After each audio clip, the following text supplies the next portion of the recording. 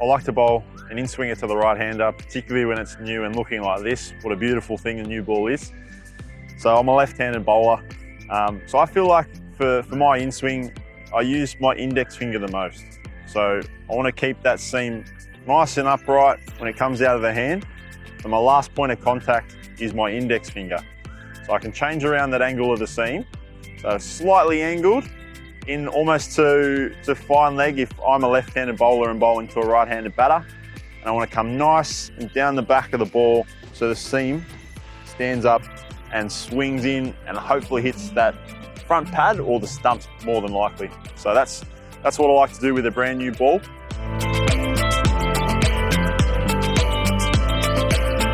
Second one, which I've been working at for a little bit of time now, which someone like Josh Hazelwood and Pat Cummins do really, really well, is what we call a bit of a wobble seam.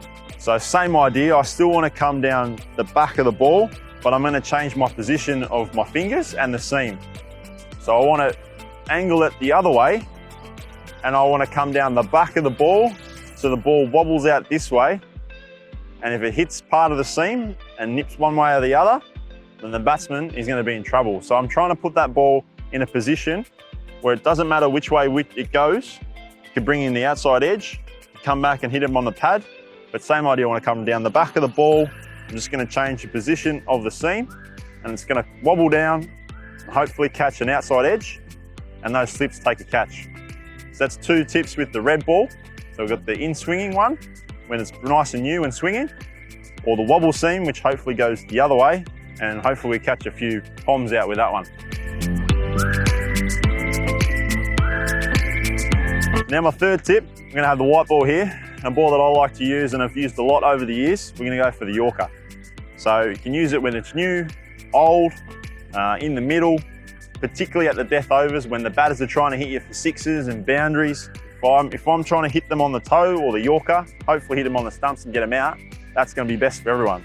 My idea is not so worried about the seam. If it's reversing, then I want to try and reverse it in. But what I'm thinking about when I'm bowling a Yorker is I'm looking at those stumps.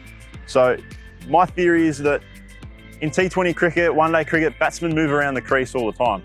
So if I'm focused on the stumps, they don't move.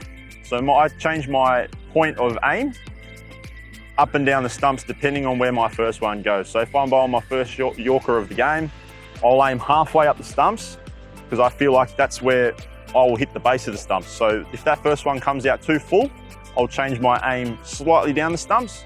And if I miss too short, I'll aim slightly up the stumps for the next one. So that's how I approach my Yorker, is I take my point of aim on the stumps and don't worry so much what the batsmen are doing because they'll move around the crease a bit. But